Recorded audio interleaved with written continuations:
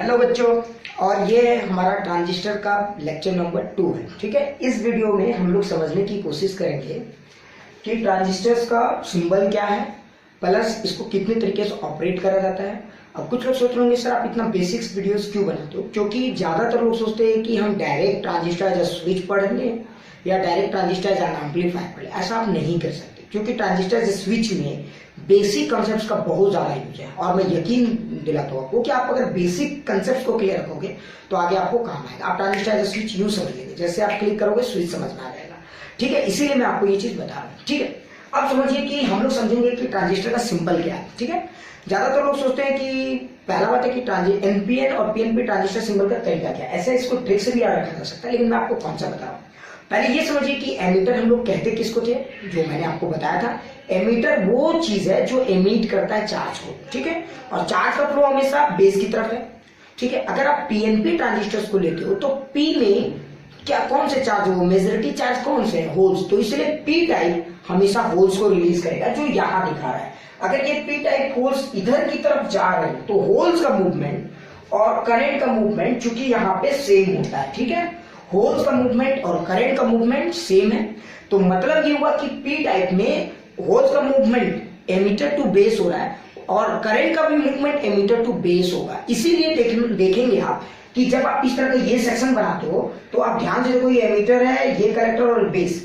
अब हमें एक एरो पुट करने की जरूरत पड़ती है, वो ये बताने के लिए कि ये किस टाइप का ट्रांजिस्टर है। मैंने जैसे आपको नहीं बताया कि क्या है, तो आप कैसे पहचान पाओगे with the help of symbol कि whether we are using PNP transistor और एनपीएन ट्रांजिस्टर। सो आपको ये पहचानने का बहुत ही सिंपल तरीका है, आप करंट के फ्लो को देखें एमीटर बेस में या फिर इधर।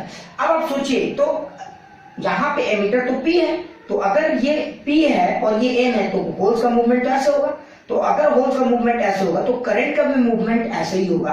तो आप देखिए कि करंट जो है वो अंदर की तरफ जा रहा है, जबकि एनपीएन में आप सोचिए एन है और ये पी है, तो इलेक्ट्रॉन तो ये जनरेट करेगा और इलेक्ट्रॉन इधर की तरफ जाएंगे। और अगर इलेक्ट्रॉन इधर की तरफ गए तो आप ध्यान से देखोगे कि इलेक्ट्रॉन का मूवमेंट इधर होगा तो करंट का मूवमेंट उसके अपोजिट होगा। आप यहां भी देख सकते हो, इलेक्ट्रॉन का मूवमेंट इधर है तो करंट का मूवमेंट इधर है। तो आप ध्यान से देखो, एमीटर टू बेस तो हर चीज चल रहा है, लेकिन चूंकि यहाँ होल चल रहा है इसलिए करंट का डायरेक्शन और होल्स का डायरेक्शन सेम है, जबकि यहाँ इलेक्ट्रॉन चल रहा है एमीटर टू बेस, इसीलिए यहाँ पे करंट का डायरेक्शन अपोजिट है। अब आप देखो तो आप ऐसा भी कर सकते हो कि अगर किसी ट्रांजिस्टर में करंट अंदर की तरफ जा रहा है, पॉइंटिंग इन हो रहा है, जो हमारा एक ट्रिक है। कुछ लोग बोलते हैं सर पी एन पी को हम लोग ट्रिक से भी समझ सकते हैं, बिल्कुल। कुछ लोग बोलते हैं जैसे ये पी एन पी है तो ये पॉइंटिंग इन है, ये क्या है हमारा पॉइंटिंग इन ट्रिक के तौर पे। और ये एन पी एन से हम लोग याद रख सकते हैं नॉट पॉइंटिंग इन, मतलब ये अंदर की तरफ नहीं है। नॉट पॉइंटिंग इन मतलब ये अंदर की तरफ पॉइंट नहीं कर रहा है, तो ये हमारा एनपीएन ट्रांजिस्टर्स है।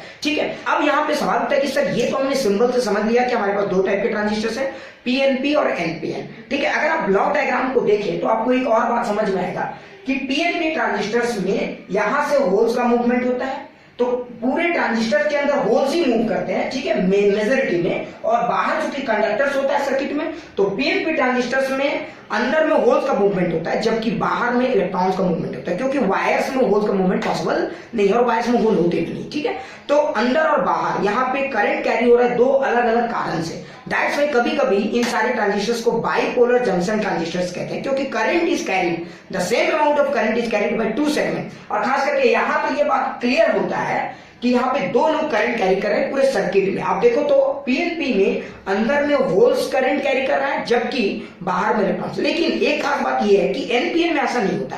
एनपीएन में आप जरा ध्यान से देखो, अंदर भी इलेक्ट्रॉन का मूवमेंट है और बाहर भी इलेक्ट्रॉन का मूवमेंट है। ठीक है, और एक बात तो है कि एनपीएन में चूंकि इलेक्ट्रॉन का मूवमेंट है, दैट्स वाई एनपीएन प्रेफर्ड होता है। क्यों? क्योंकि मोबिलिटी ऑफ इलेक्ट्रॉन जो होता है वो होल से ज्यादा होता है। ठीक है, that's why NPN transistors are more preferred over PNP transistors. लेकिन पीएनपी ट्रांजिस्टर समझने के लिए अच्छे मान जाते हैं। अब दूसरा पॉइंट ये है कि अब यहाँ पे एक इंपॉर्टेंट पॉइंट ये है कि आप बोलोगे कि सर आपने तो बताया था कि बेस जो है वो कंट्रोलर की तरफ है। बिल्कुल, बेस का डोपिंग और बेस का विड्थ डिसाइड करता है कि कितना करंट आगे की तरफ जाएगा। आप ऐसे समझिए कि होल्स चले, और अगर आपने बेस का थिकनेस ज्यादा रख दिया तो होगा क्या, और बेस की डोपिंग अगर आपने ज्यादा कर दी तो होगा क्या। मतलब एक बात होता है कि बेस की डोपिंग आपको हमेशा कम रखना है, तो अब कितना रखना है ये बड़ा इंपॉर्टेंट पॉइंट्स है। तो आप ध्यान से सोचिए, अगर आप एमीटर से होल्स चल रहे हैं तो इन होल्स को वहां तक पहुंचने के लिए बेस का डोपिंग एमीटर से थोड़ा कम रखना है, पहला बात। क्योंकि अगर आपने बेस की डोपिंग ज्यादा रखी तो यहाँ पे ज्यादा इलेक्ट्रॉन्स होंगे जो होल्स के साथ रिकंबाइन करके फिर से बाउंडेड इलेक्ट्रॉन में बदल सकते हैं। तो आपको यहाँ पे इनका रिकॉम्बिनेशन रोकने के लिए बेस को पतला करना होता है। That's why base should be made thinner. ये आपने पिक्चर में भी देखा होगा कि पीएनपी ट्रांजिस्टर्स में खास करके बेस वाले सेगमेंट को थोड़ा पतला बनाया जाता है। प्लस दूसरा पॉइंट ये है कि इसकी डोपिंग भी कम करनी चाहिए, ताकि डोपिंग मतलब आप बेस को कंट्रोल दो तरीके से कर सकते हो। मतलब यहाँ से यहाँ तक के फ्लो को कंट्रोल करने का दो तरीका है, बेस का कंसंट्रेशन, इसका डोपिंग कंसंट्रेशन, और दूसरा इसका थिकनेस। आप अगर दोनों को मिनिमाइज करते हो तो ज्यादा से ज्यादा करंट आ जाएगा। अगर आपने डोपिंग को ज्यादा कर दिया तो करंट का फ्लो फिर कम हो सकता है, ठीक है। तो ये एकदम बेसिक कंसेप्ट है रिगार्डिंग पीएनपी ट्रांजिस्टर्स और एनपीएन ट्रांजिस्टर्स, और ये नॉर्मल चीजें आपको बुक्स में मिल जाते हैं, इसलिए मैं इस पे बहुत ज्यादा डिस्कशन नहीं कर रहा हूँ, ठीक है। अब हम लोग आगे बढ़ते हैं कि अगला कंसेप्ट क्या है। अब आप सोचिए किसी भी ट्रांजिस्टर्स को कितने तरीके से ऑपरेट करा जा सकता है, ठीक है। तो अगर आप जरा ध्यान से देखो तो किसी भी ट्रांजिस्टर्स को आप 3 तरीके से ऑपरेट कर सकते हो। ये ऐसे समझो कि ठीक है, तो मैं बता रहा हूँ, ये सपोज करो कि आपका एमीटर है, ये आपका बेस है और ये कलेक्टर है। अब डिपेंड करता है कि आप इन तीनों में किसको कॉमन मानते हो। जैसे कि आपके पास 2 बैटरी का टर्मिनल है, आप एक टर्मिनल एमीटर और बेस के अक्रॉस कनेक्ट करो, ध्यान से देखें, एमीटर और बेस के अक्रॉस कनेक्ट करो, और एक एमीटर और कलेक्टर के अक्रॉस कनेक्ट करो। जैसे कि आप ऐसा समझ सकते हो कि अगर आपके पास इस तरह का 3 टर्मिनल्स है, ठीक है, तो आप इसको ऐसे समझ सकते हो। जरा ध्यान से देखेंगे तो आप समझ जाएंगे कि ये क्या हो रहा है, ठीक है। अब आप इसको ऐसे समझो कि मान लीजिए कि आपका ये 3 टर्मिनल्स है, ठीक है, एमीटर बेस कलेक्टर। अब आपका डिपेंड करता है कि आप इसमें किसके अलाउंड कनेक्ट करना चाहते हो। अगर आपने एमीटर को कॉमन माना, एक कनेक्शन आपने एमीटर और बेस के अक्रॉस करा और एक कनेक्शन आपने एमीटर और कलेक्टर के अक्रॉस करा, तो देखिए यहाँ पे एमीटर कॉमन है, तो इस तरह के डिवाइस के ऑपरेशन को कहते हैं कॉमन एमीटर ऑपरेशन। लेकिन आप ऐसा भी कर सकते हो कि आप बेस को कॉमन मान लो और बेस को कनेक्शन एमीटर के साथ करें और बेस का कनेक्शन आप कलेक्टर के साथ करें, तो इसको कहते हैं कॉमन बेस। और आप ऐसा भी कर सकते हो कि कलेक्टर को कॉमन मानो, अगर आपने कलेक्टर को कॉमन माना तो कलेक्टर और एमीटर के बीच में एक टर्मिनल कनेक्ट करें बैटरी का, और ठीक है, और कलेक्टर और बेस के बीच में कनेक्ट करें, तो इसको हम लोग कहते हैं कॉमन कलेक्टर, ठीक है। अब इंपॉर्टेंट पॉइंट ये है कि सर आपने तो बताया कि ट्रांजिस्टर 3 तरीके के हैं। अब सबसे इंटरेस्टिंग पॉइंट यहाँ पे क्या है, ये पहले पहचाना कि ट्रांजिस्टर का मोड क्या है और ये किस मोड में ऑपरेट हो रहा है। जैसे इस एग्जांपल को देखते हैं तो जरा ध्यान से देखिए, ट्रांजिस्टर के बारे में मैंने आपको बताया कि ट्रांजिस्टर 2 टाइप के होते हैं, ठीक है। ट्रांजिस्टर के टाइप 2 है हमारे एनपीएन, ठीक है, और एक है हमारा पीएनपी, ठीक है। अब आप जरा ध्यान से देखो पीएनपी और एनपीएन। अब एनपीएन और पीएनपी ट्रांजिस्टर्स के भी हमारे 3 टाइप हो सकते हैं, common ammeter, common base, common collector. इसके भी हमारे 3 टाइप हो सकते हैं, common ammeter, common base, common collector. और अगर आप ध्यान से देखो तो कॉमन एमीटर को भी 4 रीजन में आप ऑपरेट कर सकते हो, जिसमें कि हम लोग मेनली 3 रीजन पढ़ते हैं। एक हमारा, ठीक है, हम लोग 3 रीजन मेनली पढ़ते हैं, ये हमारा है, ठीक है, आप कुछ भी ले सकते हो, एक्टिव, सैचुरेशन, कट ऑफ। आप ध्यान से देखो तो ट्रांजिस्टर्स का ऑपरेशन ध्यान से देखिए, 3 यहाँ, 3 यहाँ, 3 यहाँ, तो 9 रीजन इधर हो गया, 9 यानी 18 रीजन में किसी भी ट्रांजिस्टर्स को आप ऑपरेट कर सकते हो। अब आप सोच रहे हो कि सर इतना याद रखना है, बिल्कुल नहीं। इसीलिए तो मैं आपको कह रहा हूँ कि 18 रीजन को आप रट नहीं सकते, आप सिर्फ समझ सकते हो। तो आप कैसे समझते हैं कि कौन सा ट्रांजिस्टर किस रीजन में कौन सा ट्रांजिस्टर है, ये मैं आपको सिखा रहा हूँ। इस वीडियो में हम लोग यही बेसिकली सीखने वाले हैं, ठीक है। तो चलिए अब हम लोग समझते हैं कि कैसे। आप अगर इस गेम को अच्छे से देखें तो अच्छे से समझ जाएंगे, बहुत ज्यादा हॉट मैं नहीं करूंगा, ठीक है। अब आपको अभी इस वीडियो के हेल्प से आपको ये समझाने की कोशिश कर रहा हूँ कि हम लोग कैसे आइडेंटिफाई करते हैं कि ये कौन सा ट्रांजिस्टर है, ठीक है। सपोज कर लीजिए कि मेरे पास एक सिंपल सा एग्जांपल्स है, मैं आपको एकदम सिंपल बता रहा हूँ, इस तरह का एग्जांपल है, ठीक है। ये हमारा ऐसा कुछ है, कुछ भी आप ले सकते हो, आपके मर्जी के ऊपर है, ऐसा कुछ भी, ठीक है। अगर आप अब इस ट्रांजिस्टर्स को देखें, अब यहाँ पे आपको देख के पूछा जाए कि कैन यू आइडेंटिफाई ये ट्रांजिस्टर कौन सा है, किस मोड में ऑपरेट हो रहा है, कौन से रीजन में ऑपरेट हो रहा है। ठीक है, तो देखिए पहला आप ये देखिए कि यहाँ पे इस ट्रांजिस्टर को अगर आप ध्यान से देखेंगे तो करंट अंदर की तरफ है, मतलब करंट अंदर की तरफ है, नॉट पॉइंटिंग इन है या पॉइंटिंग इन है। तो पॉइंटिंग इन का मतलब ये ट्रांजिस्टर आपका पीएनपी है, ये बेसिक हो गया, पीएनपी ट्रांजिस्टर से यूज हो रहा है। दूसरा इंपॉर्टेंट पॉइंट ये है कि हम कैसे आइडेंटिफाई करेंगे कि ये कौन से ये में ऑपरेट हो रहा है। तो आप ध्यान से देखिए इसका बेस जो है वो एमीटर से भी कनेक्टेड है, इसका बेस जो है एमीटर से भी कनेक्टेड है, और इसका बेस जो है वो आपका कलेक्टर से भी कनेक्टेड है, मतलब ये कॉमन बेस ट्रांजिस्टर ऑपरेशन हो रहा है। ठीक है, ये कॉमन बेस है। और आप एक और चीज सोचिए, अब जो सबसे मेन पार्ट है, कैसे हम लोग ये आइडेंटिफाई करेंगे कि किस रीजन में ऑपरेट हो रहा है। तो देखिए ये पीएनपी है, ये तो मुझे समझ में आ ही गया। अच्छा एक काम करते हैं, हम लोग इसका वोल्टेज कुछ भी ले लेते हैं, लेट दैट बी 6 वोल्ट, और ये भी हम कुछ भी ले लेते हैं, लेट दैट बी 3 वोल्ट, कुछ भी। अच्छा आप सोचो अगर हमने इसको 0 माना, ठीक है, तो अगर 0 माना तो बताइए ये वोल्टेज कितना होगा, 0 + 6, ये 6 हो जाएगा, यहाँ का टर्मिनल 6 वोल्ट। और अगर इसको हमने 0 माना हुआ है तो यहाँ का वोल्टेज कितना हो जाएगा, +3। अब आप आराम से आइडेंटिफाई कर सकते हो कि कौन सा मोड में ऑपरेट हो। देखिए ये एमीटर वाला है, करंट वाला डायरेक्शन। तो देखिए एमीटर और बेस को आप ध्यान से देखिए, पी हायर साइड है और एम लोअर साइड है, मतलब ये फॉरवर्ड बायस्ड मोड में है। ठीक है, क्योंकि पी जब भी हायर होता है और एम जब भी लोअर होता है तो ये फॉरवर्ड बायस्ड मोड में है, मतलब करंट का डायरेक्शन इधर से इधर की तरफ होगा और आपका एरो का डायरेक्शन मैच कर रहा है, मतलब आपका एमीटर साइड फॉरवर्ड बायस्ड में। अच्छा बताइए एमीटर साइड फॉरवर्ड बायस्ड में मतलब करंट का फ्लो चल रहा है, करंट का फ्लो चल रहा है मतलब कट ऑफ मोड तो नहीं है।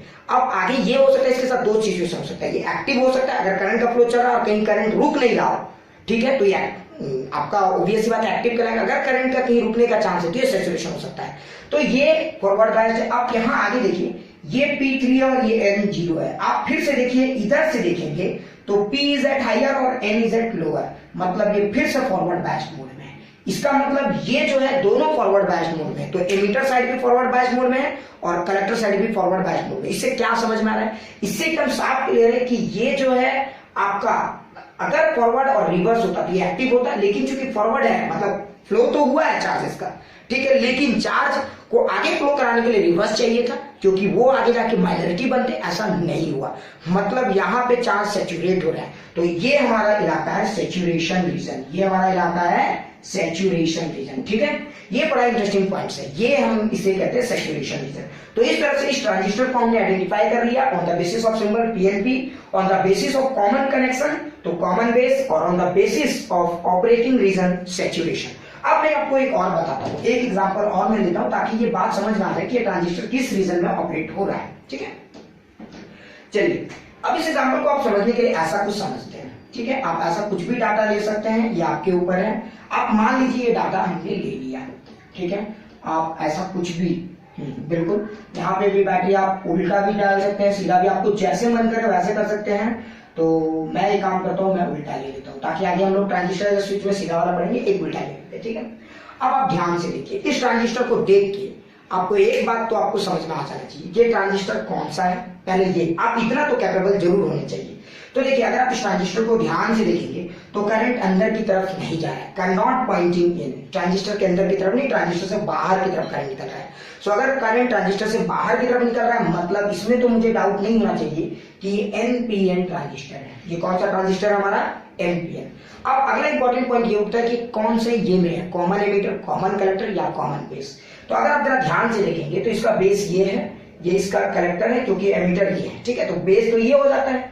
ठीक है, आप आराम से पहचान सकते हो ये एमीटर है और बेस तो हमेशा बेस में दोनों अटैच होते हैं, तो बेस ये हो गया, ये एमीटर हो गया, तो ये कलेक्टर। आप ध्यान से देखिए कौन दोनों से कनेक्टेड है। देखिए एमीटर साइड आपका कलेक्टर से भी कनेक्टेड है और एमीटर साइड आपका बेस से भी कनेक्टेड है, इसलिए इस रीजन को हम लोग कहेंगे कॉमन एमीटर। अब इंपॉर्टेंट ये कि किस रीजन में ऑपरेट हो रहा है, हम लोग कैसे पहचानेंगे कि एक्टिव रीजन है, सैचुरेशन रीजन है और कौन सा रीजन है। बहुत ही सिंपल है, आप आराम से देखिए। मैं डाटा को समझाने के लिए ये इस गेम को समझाने के लिए डाटा लेता हूँ +10 और इधर की तरफ भी 10 नहीं, कुछ भी आप ले सकते हो 6। ठीक है, अब आप सोचिए कि मैं कैसे पहचानूंगा कि किस रीजन में ऑपरेट हो रहा है। ठीक है, तो आप ध्यान से देखिए, इस सिचुएशन में फिर से जो कॉमन इलाका है उसको 0 मान लीजिए। ठीक है, कॉमन इलाका 0 मान लीजिए। अगर मैंने इसको 0 माना तो बताइए ये क्या होगा, ये 10 हो जाएगा। ठीक है, क्योंकि ये 0 है तो ये हायर पोटेंशियल पे है तो ये 10 होगा। ठीक है, ये 0 तो बैटरी 10 है तो ये 10 हो जाएगा, और ये 0 है, देखिए बैटरी इधर हायर है तो अगर 0 वाला ही हायर है तो लोअर वाला तो उससे भी कम हो जाएगा -6, यानी ये 0 10 -6। अब आप आराम से पहचान सकते हो। देखिए अब कैसे पहचानेंगे कि कौन सा है, आराम से हड़बड़ाना नहीं है आपको। ये एन है, ये पी है और ये एन है। पहले एमीटर वाले जंक्शन, बेस और एमीटर जंक्शन को देखिए, ध्यान से देखिए, बेस और एमीटर जंक्शन को देखिए, पी और एन। तो देखिए P is at higher and N is at lower, तो P is at higher and N is at lower. तो बताइए पी हायर और एन लोअर है, तो बताइए पी हायर और एन लोअर है, इसका मतलब ये फॉरवर्ड बायस्ड है। तो मतलब ये हुआ कि एमीटर और बेस वाला इलाका हमारा फॉरवर्ड बायस्ड है, एमीटर वाला इलाका फॉरवर्ड बायस्ड है, ये कंफर्म हो गया।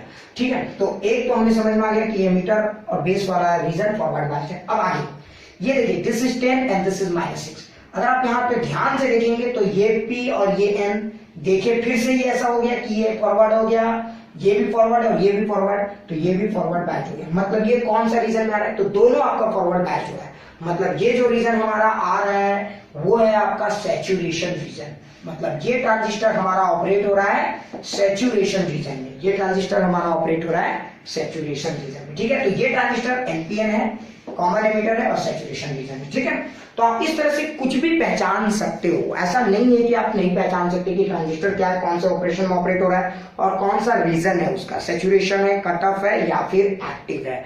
ठीक है, कुछ लोग तो सोच रहे होंगे कि सर एक और बता दे तो अच्छा रहेगा। बिल्कुल बिल्कुल ऐसा कुछ ये नहीं है। ठीक है, तो इस तरह से हम लोग किसी भी ट्रांजिस्टर्स को आइडेंटिफाई कर सकते हैं। ठीक है, तो चलिए अब अभी हम लोग ट्रांजिस्टर का स्विच पढ़ेंगे तो इसी को हम लोग आगे अप्लाई करेंगे। ठीक, फिर भी एक और मैं आपको एग्जांपल्स के तौर पे लेके बता देता हूँ। जैसे ऐसा कुछ भी ले सकते हो आप, ये ऐसा कुछ भी। ठीक है, इस बार मैंने पूरे गेम को उल्टा कर दिया है, रिवर्स ये भी चला है, देखते हैं ये क्या आएगा। इसको देखिए, आप इतना तो समझ लो कि ये एनपीएन है, मुझे इतना नहीं बताना पड़ेगा, ये एनपीएन है और चूंकि एमीटर साइड कॉमन है इसलिए कॉमन एमीटर हो गया।